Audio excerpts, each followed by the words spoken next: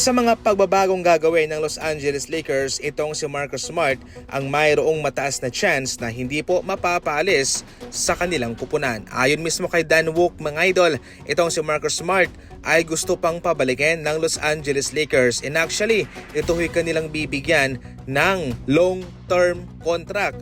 Itong si Smart ay ang nirecruit mismo ni Luka Doncic sa free agency, at kung ating makikita sa regular season, especially sa playoff, ay naging crucial ang kanyang kontribusyon. Bilang isang veterano at isang former Defensive Player of the Year, ay ipinakita mismo ni Marcus Smart ang kanyang kalagahan at nabuhay niya ang defensive zone ng Los Angeles Lakers.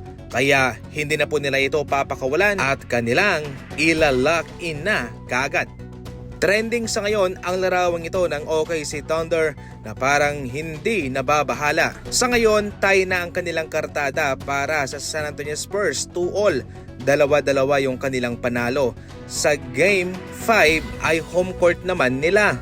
Kanilang isisigurado na kanilang ipapanalo ang labang ito para sila na ang makalamang. Malaking advantage pa rin para sa Spurs ang mga absence ni Jalen Williams at AJ Mitchell. Kung puro ba naman mga floppings ang ginagawa nitong si Shai at yung mga dirty work ng ibang mga teammates niya, ay ipapasalamat mo talaga na sila ay nabawasan, sapagkat hindi mo kakayanin ang mga floppings na ginagawa nitong OKC. Ngayon pa man ay dapat na hindi po magpakampante ang Spurs dito, dahil lahat ay gagawin nitong OKC para manalo lamang. Sa kabilang banda naman, eto ang isang fan ng Spurs, mayroong bit-bit na trophy ng Oscar, pero ang nakalagay dyan ay best flopper.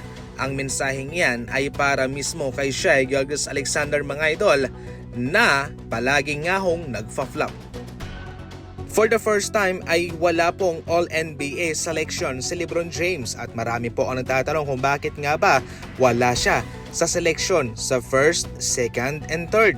Ang simpleng kasagutan, hindi po na-meet ni LeBron James ang 65-game rule ng NBA. Malaking bagay po ang All-NBA team selection, maski man kung ikaw ay nasa pangalawa o third team, sapagkat ito ho'y magbibigay ng malaking increase sa iyong kontrata. Kahit na mayroong limit ang kontrata ng mga manlalaro, kapag ikaw ay nakatungtong sa All-NBA team selection, tataas po yan ng nasa 25% to 30%. Ibig sabihin, mga idol, milyones ang pinag-uusapan dito. Kung hindi ka napili, milyones ang mawawala sa'yo. Kung napili ka naman, aba, tataas yung 250 mo, posibleng maging 280 million. O higit pa dyan, depende sa value. Para kay LeBron, posible pa sanang tumaas ang kanyang value kung siya'y nakatungtong man lang. Pero so far, hindi po ito nangyari. Sa ibang players naman, depende sa kanilang kontrata, ay mayroon silang matatanggap na mga bonuses kung sila'y nakatungtong sa All-NBA team selection. Para sa mga usapang basketball, tumuto ka lang. And as always, thank you for watching.